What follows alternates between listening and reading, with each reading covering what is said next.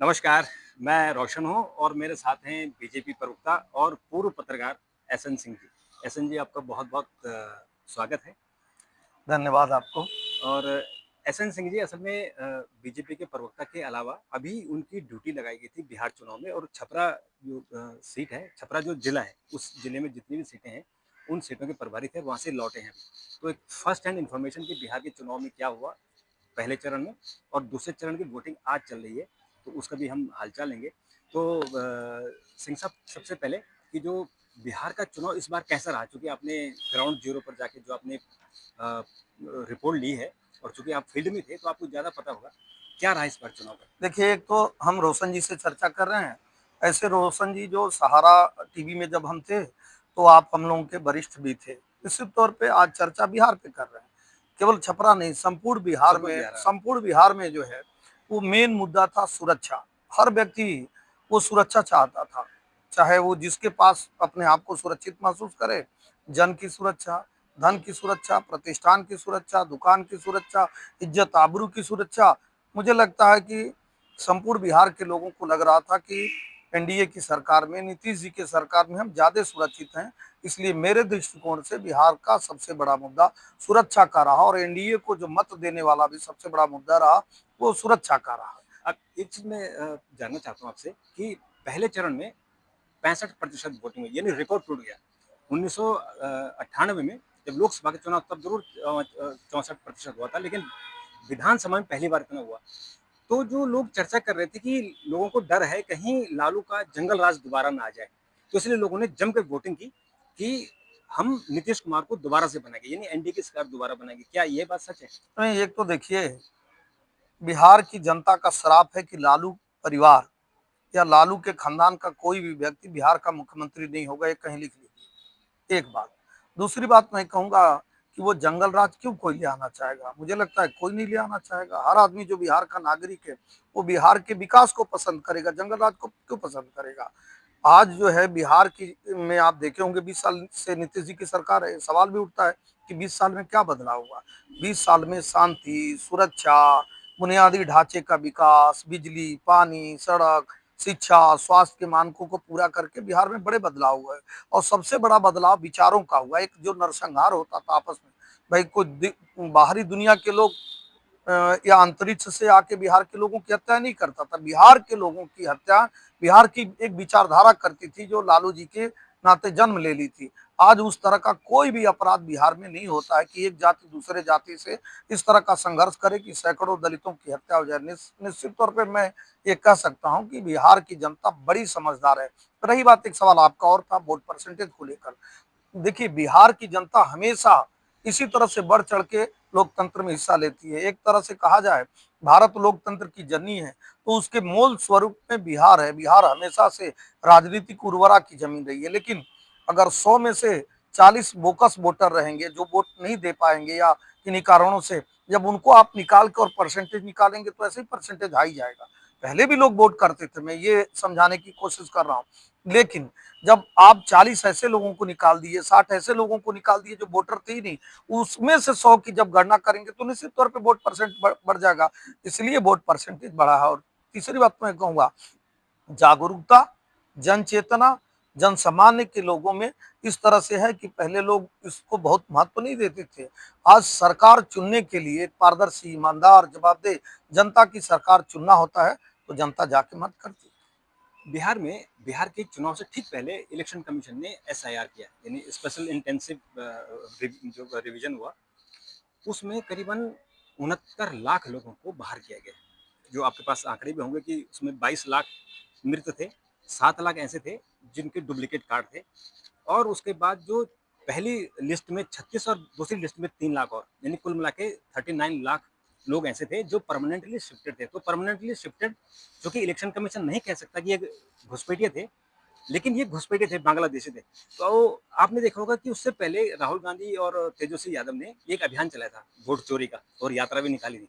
लेकिन जैसे ही final list जारी हुई और उसमें क्लियर हो गया कि ये अब हमारे जो 40 लाख लोग हैं हमारे वोटर नहीं है, तो इन्होंने भी उनसे पिंड छोड़ दिया और उसके बाद ये बाकी लोगों पर लगे। आपको लगा कि ये एसआईआर करना बिहार के लिए अच्छा रहा?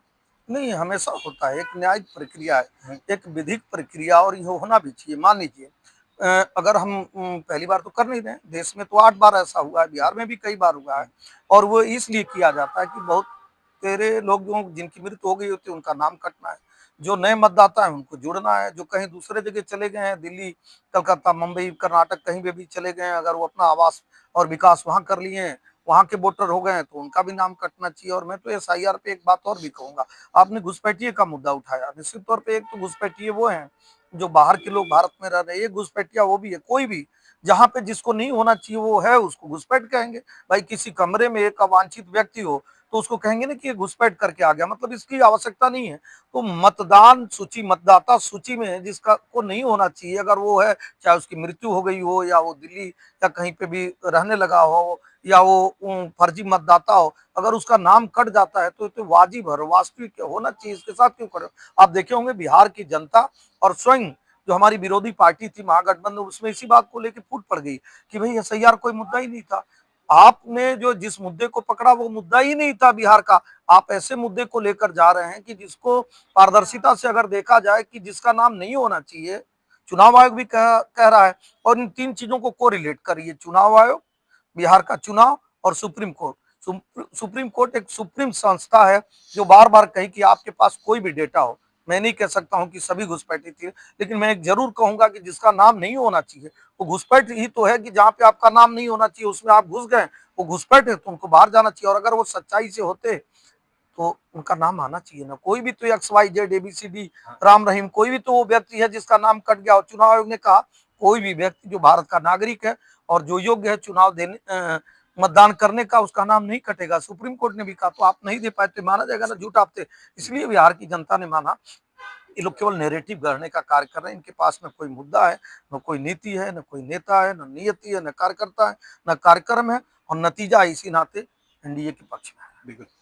एक चीज़ मैंने इस बार महसूस की, और चूंकि आप तो फील्ड में थे तो आपको ज़्यादा इसका एहसास हुआ होगा कि बिहार में इस बार जातिवाद और सांप्रदायिकतावाद, इसकी जगह लोगों ने विकास की तरफ वोट डाला। कितना आपने वहां महसूस किया? नहीं देखिए, जाति हमारी एक संवैधानिक व्यवस्था है, एक समाज का ताना बाना है। हम्म, जाति है, धर्म है, वर्ण है, वर्ग है, मत है, मजहब है, एक सब कुछ है। लेकिन जब वो बाद जुड़ जाता है हाँ, ना हाँ, किसी भी चीज में, हम्म, भाई परिवार एक इकाई है, हम्म, लेकिन परिवार में बात जुड़ बात- जाए, जाति में बात जुड़ जाए, हाँ, जातिवाद, वो क्या होता है कि सिर्फ और सिर्फ हम आपके लिए कार्य करेंगे, हम जिस जाति के हैं उसी की बात करेंगे, उसी का विकास करेंगे, उसी का विश्वास जीतेंगे और उसी का मत प्राप्त करेंगे। क्या ऐसा करके कोई भी, मैं किसी भी जाति को चुनौती देते हुए कर, कोई भी व्यक्ति जो इस तरह का कार्य करेगा वो करेगा, नहीं जीत हम्म, पाएगा। नीतीश जी के नेतृत्व में, मोदी जी के नेतृत्व में जिस तरह से बिहार का विकास हुआ, और मोदी जी के नेतृत्व में देश का विकास हुआ, उसमें आवास है, बिजली है, पानी है, सड़क है, सुरक्षा है, शिक्षा है, स्वास्थ्य है, ये इन मानकों को जब पूरा किया गया तो उसमें जाति नहीं देखा गया। तो लोगों को लगा जब सरकार जाति देखकर कार्य नहीं कर रही, विकास के लिए कार्य कर रही है, बिहार की खुशहाली, बिहार की समृद्धि, जब ऐसे कार्यों को आप करेंगे, तो कहा गया है ना, वृक्ष कबोनी फल बके, नदी न संचय नीर, परमार्थ के कारण साधु धरासरी। जो परमार्थ का कार्य करता है, निश्चित तौर पे उस व्यक्ति से वो बड़ा हो जाता है जो स्वार्थ का कार्य करता है। आज भी आप देखिए भाई, 24 घंटे जो महागठबंधन के लोग थे वो पारिवारिक खींचतान में, पारिवारिक लड़ाई में उलझे रहे। वो तय नहीं कर पा रहे थे कि बहन से लड़ाई लड़ रहे हैं, भाई से लड़ाई लड़ रहे हैं, समाज से लड़ाई लड़ रहे हैं, जाति से लड़ाई लड़ रहे हैं।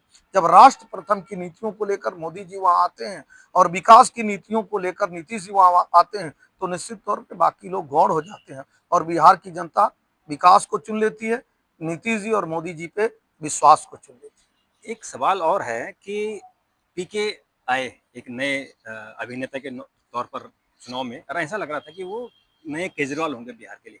बहुत उन्होंने जोर भी लगाया, लेकिन जैसे चुनाव की प्रक्रिया शुरू हुई, उनका जो उभार था वो धीरे धीरे धीरे कम होता चला गया। अभी फर्स्ट फेज में भी हमने देखा, सेकंड फेज में भी ऐसा लग रहा है वो पार्टी है ही नहीं। जबकि लोगों ने ये कहना था कि एनडीए का जो एंटी इनकम्बेंसी वोट है वो उसको खींचने खींचने के लिए वो उनको खड़ा किया गया है। पर अभी दिखने रहे, आपको क्या लग रहा है उनकी रणनीति सफल रही दोनों उनकी? चीजें देखिए, एंटी इनकम्बेंसी तो थी नहीं, जी, एंटी इनकम्बेंसी बिहार में नहीं थी, प्रो जी, इनकम्बेंसी थी। क्योंकि देखिए, एंटी इनकम्बेंसी बिहार में थी नहीं, प्रो इनकम्बेंसी थी। क्यों? क्योंकि आप तुलना उस कालखंड का कर रहे हैं जिस कालखंड में मुख्यमंत्री की इच्छा हो गई तो आपका प्रतिष्ठान लूट जाएगा, आपकी इज्जत लूट जाएगी, आपका आबरू लूट जाएगा, आपकी दुकान लूट जाएगा, उस तरह की चीजें नहीं, बहुत भारी बदलाव आया है। अब किसी भी लड़के को चौराहे पर खड़ा होकर किसी का एहसास नहीं है कि वो तेजाब से नहलाने का कार्य करे, और सत्ता से संरक्षित प्राप्त व्यक्ति जिस तरह से लोग करते थे। एक बात, दूसरी बात मैं कहूंगा कि बिहार में बड़ी देसी कहावत है, घर घर में लोग ये इस बात को कहते हैं कि नेचर सिग्नेचर चेंज नहीं होता है। बबुआ जिस तरह के स्वभाव को लेकर पैदा हुए हैं वो मृत्यु तक ऐसा रहता है। तो वो स्वभाव जो है उनका था, वो पैसे वाला स्वभाव था। उन्होंने आज तक जो है वो जनहित के लिए कार्य नहीं किया था, पैसा हित के लिए कार्य किया था। वहां पे भी मुझे लगता है कि वो पैसा हित के लिए, बहुत सारे लोगों ने आरोप भी लगाया कि वो पैसा लेकर टिकट बांटना या पैसे की उगाही के लिए करना कि हम सत्ता प्राप्त कर लेंगे। तो सत्ता स्वार्थ के लिए नहीं है, सत्ता जब सेवा के लिए होगा, समर्पण के लिए होगा, त्याग के लिए होगा, देश की उन्नति के लिए होगा, तो निश्चित तौर पे जनता आपको आशीर्वाद देगी। एक लंबा समय लगा भारतीय जनता पार्टी को सत्ता प्राप्ति में, लेकिन जनता को लगा कि नहीं, वो पहले दिन भी कहते थे देश में एक विधान, एक प्रधान, एक निशान होना चाहिए, वो कहते थे 370 नहीं होना चाहिए, वो कहते थे 3 तलाक पे कानून आना चाहिए, भव्य राम का मंदिर बनना चाहिए। और जब सत्ता मिला तो, और नहीं मिला तब, जब उन नीतियों पर आप चलेंगे तो निश्चित तौर पे आप सफलता पाएंगे। लेकिन प्रशांत जी का आप देखे होंगे, वो क्षण क्षण, पल पल अपनी योजनाओं को बदल रहे थे। क्यों? कि उनका उनका जो उद्देश्य था वो सिर्फ पैसा कमाना था। वो जनता के हित के लिए कोई बात नहीं कर रहे थे। अगर जनता के हित की बात करते तो जनता तो तो कुछ अपना हित मिलता। खुद चाहती थी, हाँ, जनता तो हो आपका सकता था कि साथ देती। जैसे दिल्ली में हुआ कि अरविंद केजरीवाल एक नया नेता और उभरे थे। नहीं, ठीक है, देखिए हाँ, मैं केजरीवाल जी को इसलिए दोषी नहीं दूंगा कि भाई उस समय जनता चाहे जैसे भी उनके भ्रम जाल में फंसी, फँस गए। हाँ, लेकिन जनता को विश्वास हुआ कि नहीं, ये हमारे लिए कुछ अच्छा करेंगे, तो जनता ने दिया उनको जी, वोट। बिल्कुल, भाई जनता जिसके को अच्छा समझती है उसको वोट देती है। बिल्कुल। लेकिन आज जनता को लग रहा है कि नहीं, मोदी जी के आने के बाद नीतीश जी की योजनाओं का लाभ भरपूर मिल रहा है। आप देखिए ना, आज मेट्रो, मखाना और लखपति दीदी वाला बिहार हो लखपति गया। दीदी वाला तो आज जो है बिहार के जो 3 अगल बगल के प्रदेश हैं उनसे भी ज्यादा गति से ग्रोथ करने वाला बिहार है। तो कौन उस ग्रोथ को और तेजी से नहीं बढ़ाना चाहेगा? बिल्कुल, बिहार के लोग तो और चाह रहे हैं। बिल्कुल। आज दूसरे चरण का अंतिम चरण का चुनाव है। 122 सीटें, पहले चुनाव में 121 सीटें थी। 122 सीटों में से जो सीमांचल का अगर हम छोड़ दें तो बाकी एनडीए का रहा है। पिछली बार 66 सीटें एनडीए को मिली थी। दिल्ली में कल एक आतंकवादी घटना घटी जिसमें करीबन 9 या 10 लोगों की दुखद मौत हुई है। क्या लग रहा है कि इस बम जो विस्फोट हुआ है उसका असर बिहार के चुनाव पर पड़ेगा? नहीं, देखिए कल दिल्ली में जो हुआ वो बहुत दुखद हुआ, क्योंकि हमारे राष्ट्र के साथ हुआ, भारत के साथ हुआ। हमने बहुत सारी जानें खोई, अपनों को खोया, किसी ने भाई को खोया, किसी ने अपने पिता को खोया, किसी ने अपने पुत्र को खोया। ये बहुत दुखद दुखद। घटना है, और इसका राजनीति से कोई सरोकार नहीं। राजनीति का सरोकार होता है विकास से, राजनीति का सरोकार होता है नेता से, राजनीति का सरोकार होता है नेतृत्व से। तो निश्चित तौर पे लोग ये भी जान रहे हैं कि पूर्वत की सरकारों में किस तरह से घटनाएं होती थी, और जो मुखिया होते थे उन सरकारों के, वो मुखिया आतंकवादियों के लिए रोते थे। ऐसा तो आपने भी दिखा है, हाँ, बहुत हमने सारे देखा कि चैनलों ने दिखा है। बिल्कुल, बिल्कुल। लेकिन वर्तमान की जो सरकार है वो जनता के साथ खड़ी है। हमारे आदरणीय प्रधानमंत्री जी, हमारे गृह मंत्री जी का बयान भी आपने देखा।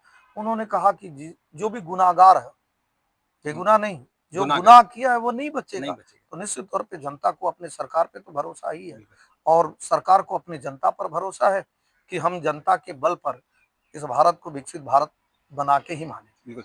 और 14 तारीख को जब मतगणना होगी तो हम लोग यहीं होंगे। तो आपको क्या आप एक अनुमान लगा सकते हैं कि कितनी सीटें एनडीए को? नहीं, देखिए ढेर सारे नेशनल और रीजनल चैनलों ने हमारे आदरणीय गृह मंत्री जी का साक्षात्कार लिया था। हमारे गृह मंत्री जी ने कहा था कि चूंकि हम फील्ड में रहते हैं, हम जनता के बीच में जाते हैं, इस नाते स्पष्टता से हम ये कह सकते हैं कि 160 से अधिक सीटें भारतीय जनता पार्टी की झोली में आने जा रही है। और मैं पुनः उसको दोहरा रहा हूँ कि भरपूर आशीर्वाद इस बार आप देखेंगे कि बिहार का रिकॉर्ड टूटने जा रहा है। भारतीय जनता पार्टी सहयोगियों के साथ एनडीए की जो पूर्ण बहुमत की सरकार बनने जा रही है, और इसका सबसे बड़ा कारण यही है कि जो मोदी जी की नीतियां हैं, जो नीतीश जी की नीतियां हैं, उस पर बिहार की जनता ने 100% भरोसा किया है, 100%। बिल्कुल। इस नाते हमारे साथ बिल्कुल, तो 14 तारीख को हम भी इंतज़ार कर रहे हैं और यहीं हम मुलाकात करेंगे, यहीं फिर हम सिंह साहब का साक्षात्कार करेंगे और सिंह साहब तब हम तक आपको मिठाई भी मिठाई भी खिलाएंगे, हम आपको खिलाएँगे। मिठाई भी खिलाएंगे और जनता को आपके ही चैनल के माध्यम से, क्योंकि हम लोग जनता को जनार्दन मानते हैं, सराखों पर लगा के चलते हैं, हम जनता को भी आपके माध्यम से प्रणाम करेंगे कि जनता के आशीर्वाद से आज एनडीए की सरकार। तो सिंह साहब आपने बात की, आपका बहुत-बहुत धन्यवाद। आपका भी बहुत-बहुत धन्यवाद। नमस्कार।